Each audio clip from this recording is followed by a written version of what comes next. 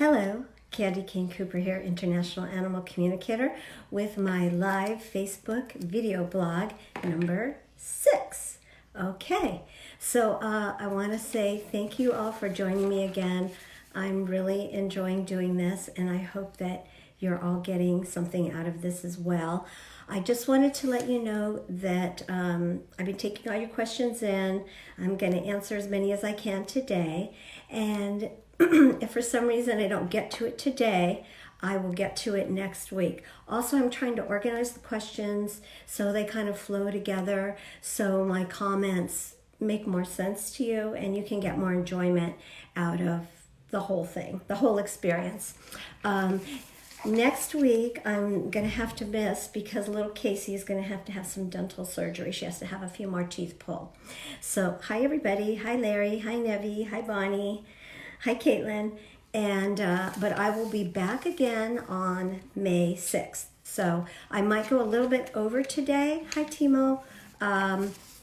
So I hope it isn't too long. I try to keep them at 30 minutes, but I'm so excited today because you guys gave me such great questions to work with today. So let's get started. Just going to start out with a few little shout outs to the winner of my Facebook free session this week is Jane Berryhill Hobbs from Kentucky. So congratulations, Jane. And I'll be doing more of those free phone sessions for you guys to participate in. Also, I want to do another shout out to Nora and Chance. I know that we have been following their progress. Nora has been working with Chance through telepathy, teaching him how to tie at the hitching post. And a lot of you equestrians deal with this problem. She was working with him with her mind, not forcing him, not tying him up for 2 hours and leaving him. And now he's not only put all 4 hooves on the mat, but she was actually able to wrap the lead rope around the cross tie, around the hitching post, and he stood there for a while calmly. So it is a big success. I just want to tell her to keep up the great work, and I know that, hi Roberto, oh my client's from Italy, and Jessie. She's been doing it all through telepathy. As she said, she's been learning it from my videos, which, wow, that's awesome, and also learning from my blogs. So keep up the great work with Chance. I know that eventually he's going to be able to stand there and be relaxed for however long you need him to do that. Also, a shout out today to Nevi and beautiful Princess Ruru. She's that little Sphinx cat. You might have seen her a few times. I post her pictures in her little wardrobes. We have done amazing work with her. She is completely potty trained, if you can believe it. I have a video on my YouTube channel of her. She also flushes the toilet. It's just unbelievable. I mean, hey gals, don't we wish all our partners did that? Hi Laura, I'm gonna be answering your questions in just a little bit. But now we need to teach Ruru how to, she has a button rig to go in and out of the house because the air conditioning is going to be on. So Nevi, let's work on that, and then when you get it down, let's do a video so we can show everybody another amazing success with your little princess. Okay, so with that being said, let's get into our questions. And feel free to, hi Jessie from Florida, hi Michael. Good, I'm glad you can hear me now. Hi Christy. Chime in with your live questions. I'm going to start with the ones that were sent to me beforehand, and we're just going to keep on going, all right? If you have any technical difficulties too, please let me know, because I'm just doing this on my phone, and I can't hear beyond what I'm saying in my room here. All right, so our first question is from Laura in New Jersey, and she rescued a 15-year-old beagle just 2 years ago that is blind. And she wants to know, can he really know who they are? Oh, there's my little Casey. Do you want to come in, Casey? Does she really recognize them? Can she really get close because this dog is blind?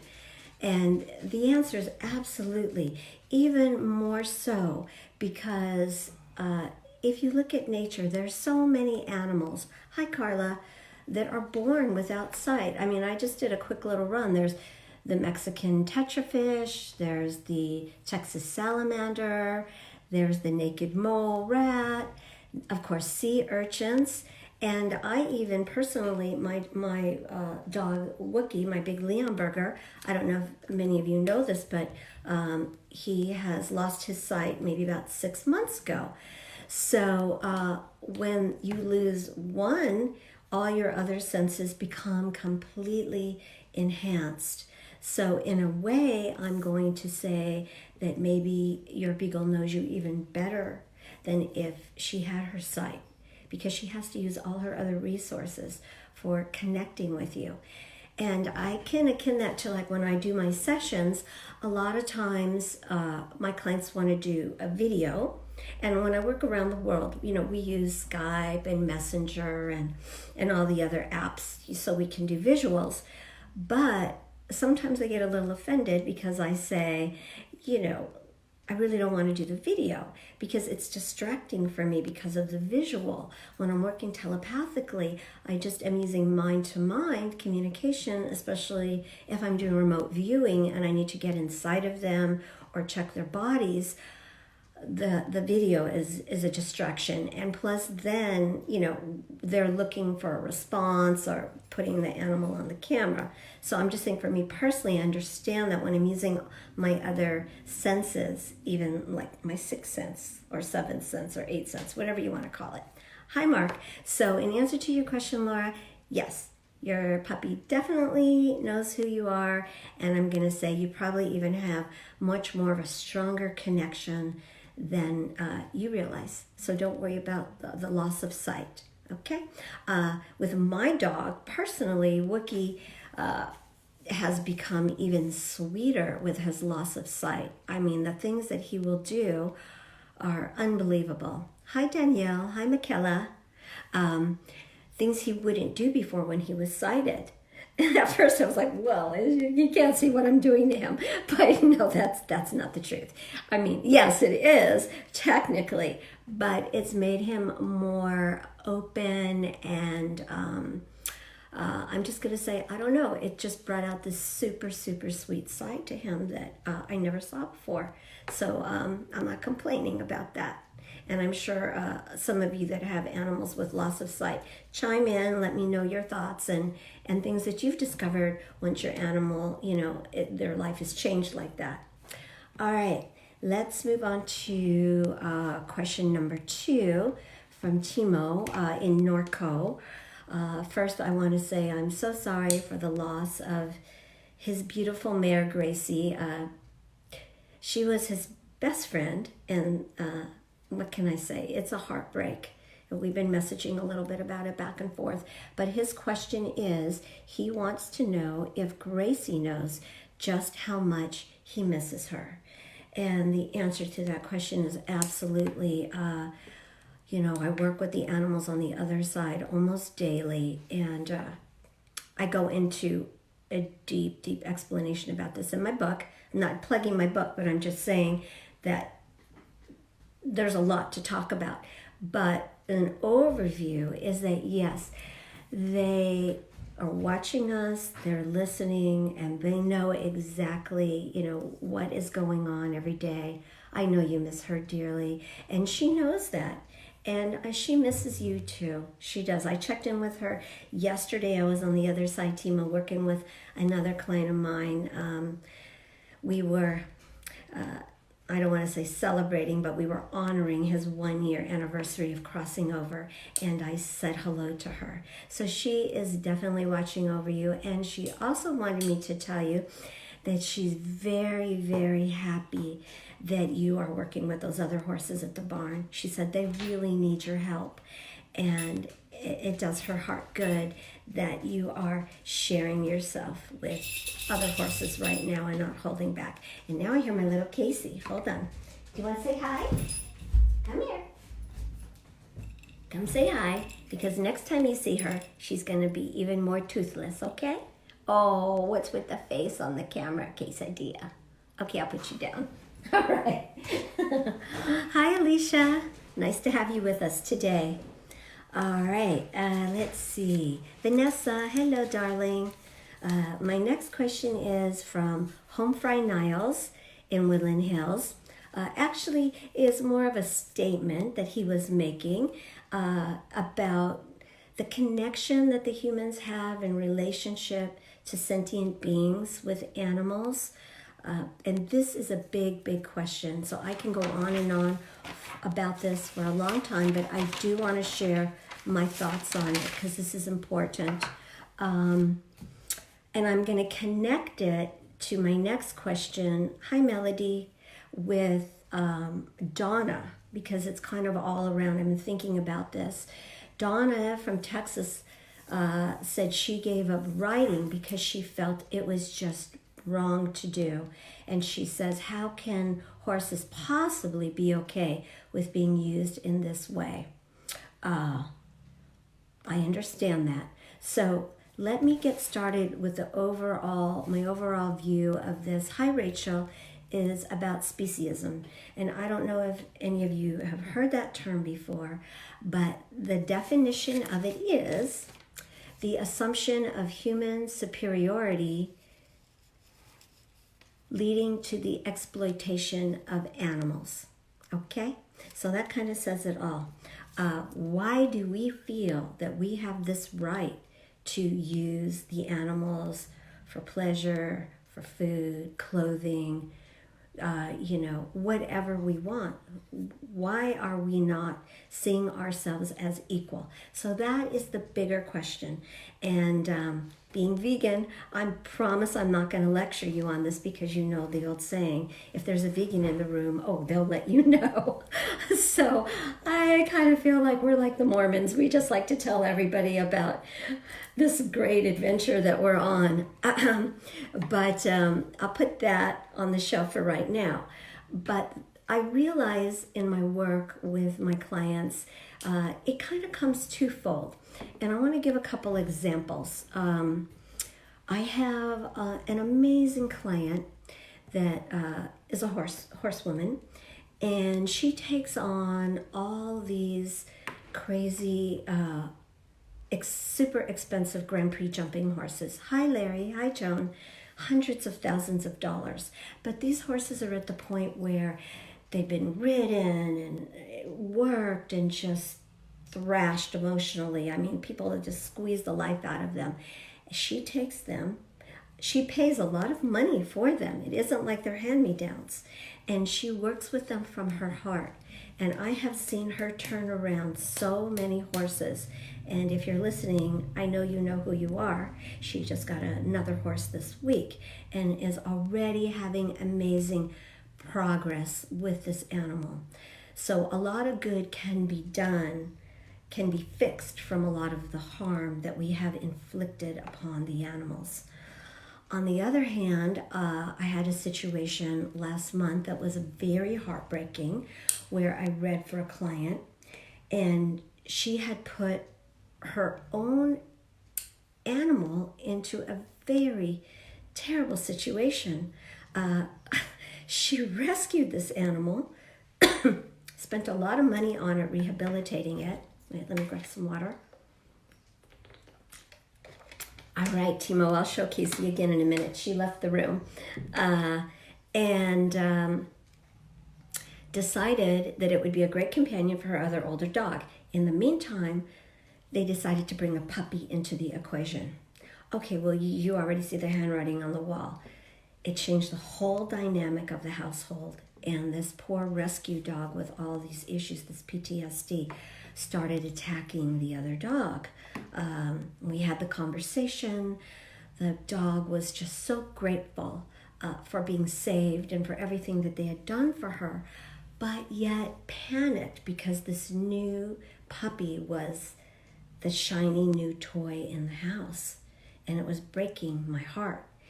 And I said to her, well, you have to make a decision. Hi, Shelley. Probably you need to rehome the puppy. It's going to be easy. People love puppies, right? Yes, yes, yes. Okay, that sounds great. Well, what did she do? She kept the puppy and kept putting the other rescue dog in this terrible situation. And the dog kept attacking the other one. So rather than her admit that she had put this other dog in this bad situation, and this is the ego, the human ego, she decided that this dog was dangerous and that it needed to be euthanized. I know, shocking, right? I've run across this many, many times. Sometimes even I've heard, well, if something happens to me, just euthanize my animal because it can't live without me. I mean, really? Come on now. You got to get your ego out of this, all right? People, it doesn't work like that. Yes, your animals love you very much, but they can live on without you. I promise you, they can. And unfortunately, this poor, beautiful dog that was so grateful, begging for her life, was euthanized. So you see, you have two sides of the coin here. And I have to deal with this all the time. It's the balance. It's the balance. So getting back to what Donna was saying about how could this possibly be okay. Yes, Donna, I've never met a horse that said, yeah, I know we talked about this before. Come on, get on me and just ride the hell out of me. But the fact is, when we domesticate animals, especially large breeds like horses, we don't have rolling properties, most of us. Hi, Mario. We have nowhere to let them be free, and they're already domesticated. So we need to sometimes ride them, to exercise them, engage them, and do things with them of that nature. Me personally, I don't really ride that much. I ride bitless, which is just pretty much with like a bridle over the face, no metal in the mouth or anything like that. And I ride in a treeless saddle, which is the closest thing to bareback. And I only do it basically to exercise my girl, because again, I don't have hundreds and hundreds of acres to let her roam free. If I did, then I wouldn't even ride her. So this is very controversial, especially with vegans. I get a lot of heat because they'll see me post a picture on top of my horse and they don't comprehend what it's about. But sometimes we do have to engage them in that way because we put them in the situation. So, like you said, why would they choose to be used in this way? I kind of, correlate it to, all animals have different abilities just like we do. Maybe your parents sent you to college to become a lawyer or a doctor or whatever, and it wasn't really your first choice. Maybe you wanted to be an artist, a musician, a painter, but yet you have the aptitude to do these amazing things, be a doctor, heal people, all kinds of stuff. So you went ahead and followed that path. And you're very successful. But in your heart, it's not truly who you are. Hi, Paula. And so I think that all of us know here, we're all animal lovers, that all animals want to be free. Of course they do. And I know we do our very best to give them the best kind of lifestyle we can with what we have in our situations. So yes, Bonnie, it's a very complicated issue. So again, just try to do your best. Hi, Michael. And when you do your best, then you will know in your heart that you have tried. And, no need for guilt. Again, just work with what you have. All right, let's see. Next question is from... Oh, it's also from Donna, part 2. Donna, you have a lot of questions, which is fine. Do animals feel jealousy? Because Donna has a large animal sanctuary, and she says sometimes she feels like sometimes her animals only see her as like the food delivery person. Hi, Christopher. And she says, do they actually feel love for me? Hi, Michaela. You do. You worry about that all the time with your horse. I know. We all do. We all do. And again, there's a lot of different parts to it. It's not just black and white. So when you're feeling anxious about that, just try to sit down and have an honest conversation with yourself and know that you're always, I know all of you are doing the best that you can for your animals. Okay, so back to, do they see you like the food cart? Well, sure they do, of course, because you bring them the food. But they do love you individually, I'm sure. And each one of them in their own way has their own relationship with you, not unlike your own, you're not unlike your own child would. You know, each one is very different and unique. But, you know, what can I say? If they see you like a big orange carrot, it just is what it is. Hi, Anthony. Thank you for joining us today. All right. And then my next question here is from Maya. And I've been working with Maya a lot. Maya's in Jerusalem. And she says, can animals sense good and bad energy from us humans? She's currently trying to friend some of the wild animals, the wild birds and the crows where she lives. And they seem to fear her, so she's wondering about that. What are you asking, Caitlin? Wonder if Tiger King's question. Oh, Tiger King. That's okay. That's for next week. That's a long one. Okay, next week, honey. All right. I promise. I promise. Getting back to Maya's question about she feels that they fear her. Well, you know, it's like anything else, Maya. Yes, the animals can sense good and bad energy, just like we can. You know, when you meet somebody and you get that weird feeling about it. And hi, Joanna. And you say to yourself, I don't know, you know, that person seems very nice, but there's just something about that person. I don't feel it. I'm not feeling it. I'm not feeling the love. That is your sixth sense kicking in. And how many times down the road, let's just say maybe you befriended that person or had some type of interaction, you said to yourself, I knew it. I didn't like that person from the get-go. Why didn't I listen to myself? Well, exactly. The animals have the same sense about them. They can sense, you know, obviously harm or when your intentions are good.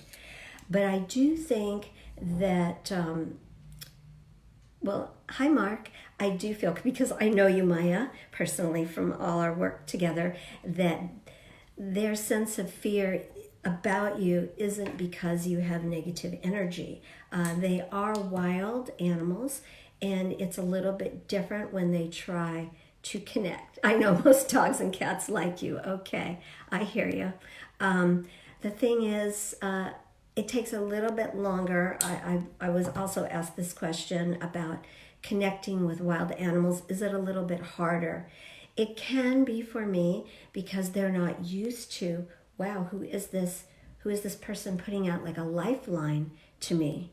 It's just kind of strange because they are wild and they're usually being hunted or, you know, they're on the run. Hi, Susan. So just take your time like you do with the dogs and the cats. Hi, Adishar. Give my love to your polo ponies for me. Just take your time and relax like you do with your cats and the dogs.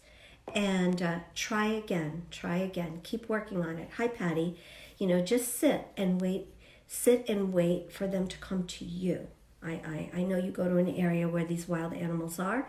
Sit and wait and see if you can actually bring them to you. It is fascinating. You'll be surprised what the outcome might be, right? Okay, so let's see. Oh, and Nevi had one more question about Ruru, about her running out into the street. This is a very common problem with our animals. Hi, Mark. what I like to do, and it can be a little scary, is I like to show the animals the consequences of what can happen. I like to show them a visual because they just don't know. How would they know that running out in the street they can get hit by a car? They don't understand that. Why do dogs chase cars? Because it's fun and it's moving. Big target, let's go get it. It's a big squirrel. They do not know that, they can get caught up under it and have serious injury. So take your time, work with your animals. Like I always say, speak with your mind, show them what the dangers can be, and see if you can get through to them that way. Because just saying no and quit and don't and stop it, okay, so, okay, well, we all see how good that's working, right? Not so good. Okay, I actually, in one of my videos years ago, we did a live a live shoot with one of my friends. Had a store here in Sherman Way in the valley here. With any of you are familiar with how busy Sherman Way is, and little Specky, hi Lisa, love you, honey, would run out across the street, and it was so dangerous. And all I had to do was just show her the consequences of getting hit by a car, and she immediately stood frozen at the door and wouldn't run out ever. She never, ever ran out, even onto the sidewalk, put her paw out there ever again. So it was really a big success. What can I say?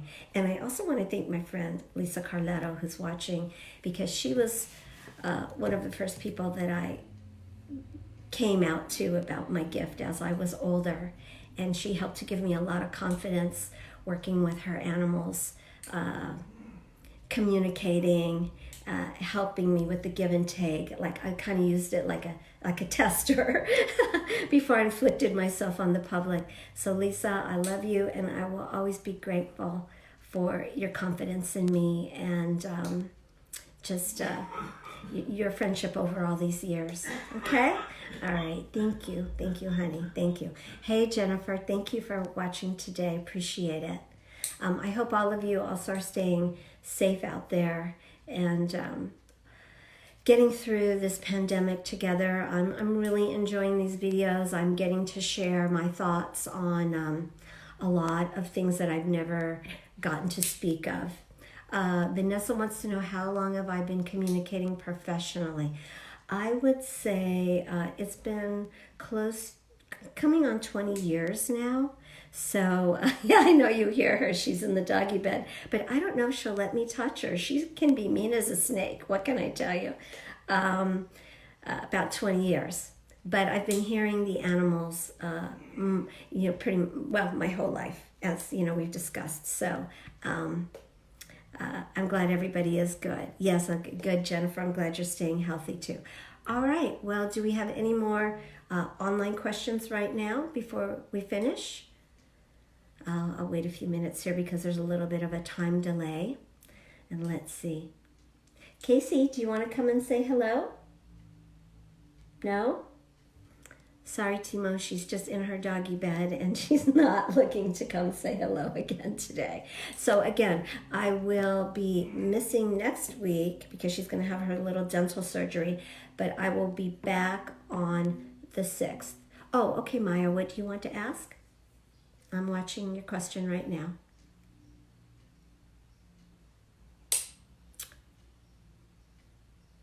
Nope, you're not typing anything. I can't see it. Oh, I know. Casey, come here. Quesadilla, come here, baby. See, even the communicator can't make my dog come if she doesn't want to. Okay, Maya wants to know if animals understand the kisses and hugs. How do I communicate with a feral dog? Oh, now we have a lot more questions. Okay. Like I said, the way that I communicate with the feral animals is just like the wild animals. It just takes a little bit longer, but it's not any different. It's just another case of basically earning their trust. So you can work on that, Maya, same way. Hi, Patricia. Nice to see you here with us. All right, well, with that being said, oh, hold on. Larry says, do I have to get permission from my friend for me to do a reading about her lost dog? Well, I would prefer it, but if an animal is in need and you know the dog, Larry, we can definitely have a session through you. Not a problem. Hey, Darlene, I haven't seen you in a long time from the old barn. Nice to have you here today. Love to your beautiful horse. And also I wanted to say, if you're asking, sending in some questions and I don't answer it, sometimes it really, it facilitates, you know, a session, because I'm not really doing live readings here on my blog. I'm just answering questions, your thoughts, trying to get you more familiar with animal communication, and just pretty much sharing my experiences from all the thousands and thousands of animals that I've worked with. So please don't be offended if you ask me a question and I say, you know what, that really is going to take a communication session. I'm not trying to sell you a session. I'm just trying to be honest with you. Okay, Mark says, I can't make my dog stop a common habit, biting his leg, and nothing is wrong with him. Oh, okay. Yeah, that for sure I am going to say is an emotional reaction. It's kind of like us biting our nails. A lot of times our feathered friends, maybe some of you have experienced this, pull their feathers out. It's a stress. It's a stress thing. A lot of times the animals do lick when they're in pain, but it sounds like this is just emotional. Hi, Margot. Nice to see you. Say hi to all the alpacas for me, honey. So I would, again, say, if you want, let's have a session. Well, let's find out emotionally what's going on, what's triggering this. It could be the simplest thing. You just don't know.